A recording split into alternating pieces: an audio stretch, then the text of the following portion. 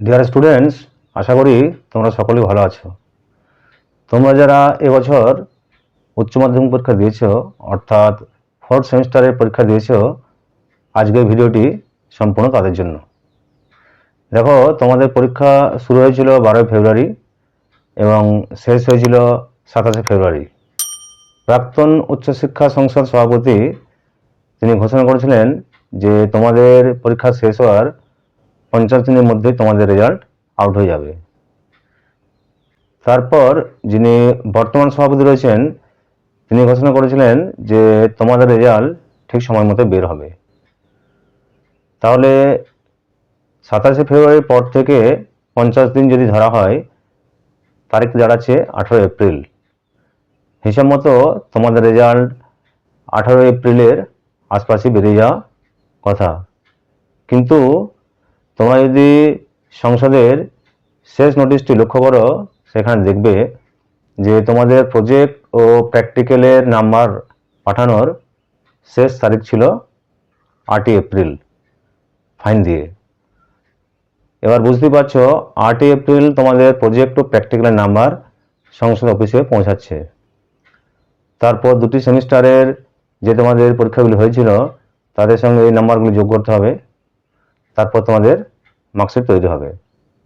যদিও বিজ্ঞান ও প্রযুক্তি যুগে এটি সম্ভব, কিন্তু আমার কাছে যা আপডেট রয়েছে তা দেখে মনে হচ্ছে যে ভোটের আগে হয়তো তোমাদের রেজাল্ট আউট সম্ভব হবে না। স্বভাবতই আরও কিছুদিন অপেক্ষা করতেই হচ্ছে। যাই হোক, আজ আমি তোমাদের ইংরাজি বিষয় নিয়ে কিছু তথ্য তোমাদের সঙ্গে শেয়ার করব। তোমাদের ইংরাজি পরীক্ষা কেমন হয়েছে, অর্থাৎ তোমরা ইংরাজিতে কেমন লিখেছো, কত নম্বর গ্রেস মার্ক দেওয়া হয়েছে, রাইটিং পোর্শন, তারপর প্রোজ, পোয়েট্রি ইত্যাদি অংশগুলি তোমরা কে কেমন লিখেছ ইত্যাদি খুঁটিনাটি তথ্যগুলি আজ আমি তোমাদের সঙ্গে শেয়ার করব। যে তথ্যগুলি আমি 3 জন ইংরাজির অভিজ্ঞ শিক্ষকের কাছ থেকে সংগ্রহ করেছি, যারা তোমাদের খাতাগুলি খুব সঠিকভাবে এবং যত্ন সহকারে মূল্যায়ন করেছেন। তাদের তথ্য অনুসারে প্রথম সারির নাম্বারে গড় রয়েছে 35 থেকে 40। এরা সত্যিই ভালো ছেলে, অত্যন্ত মেধাবী, সব কিছু ঠিকঠাক লিখেছে।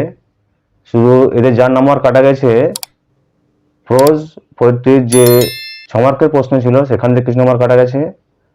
তাছাড়াও যে ড্রামা থেকে 5 নম্বরের প্রশ্ন ছিল সেখান থেকে 1 নম্বর হাফ নাম্বার কাটা গেছে।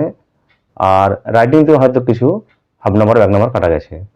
ওভারঅল এদের পরীক্ষা কিন্তু খুবই ভালো হয়েছে এবং নাম্বারের গড়ও ভালো রয়েছে, 35 থেকে 40।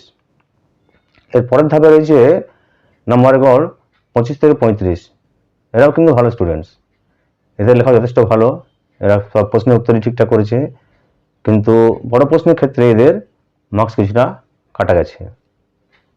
তৃতীয় ধাপে রয়েছে যারা সাধারণ অর্থাৎ মধ্যমানের স্টুডেন্টস, তাদের নাম্বারে গড় রয়েছে 15 থেকে 25-এর মধ্যে।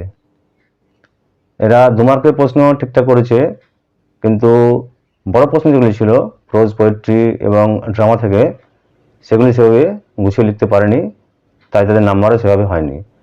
রাইটিং দিয়ে করেছে।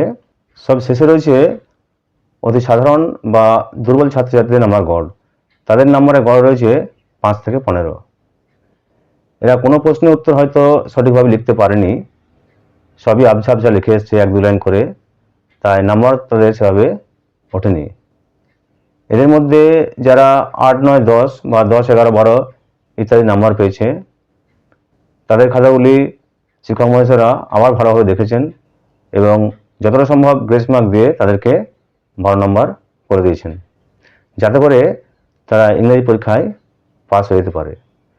কিন্তু এর সংখ্যা অনেকটাই বেশি। আমি যে 3 জন শিক্ষকের কাছ থেকে তথ্য সংগ্রহ করেছি, তারা মোট 450টি খাতা মূল্যায়ন করেছেন। তাদের মধ্যে প্রায় 150 থেকে 200 জনের নাম্বারই এরকম হয়ে আছে। তাদেরকে কোনোভাবেই 2 মার্কস বা 3 মার্কস যোগ করে 12 নম্বর করে দেওয়ার চেষ্টা করেছেন স্যারেরা। এই ছিল আজকের আপডেট। যদি ভিডিওটি তোমাদের ভালো লাগে তাহলে লাইক করবে, ভিডিওটি তোমাদের বন্ধুদেরকে শেয়ার করবে।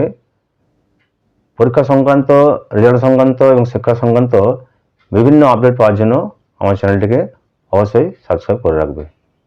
নমস্কার।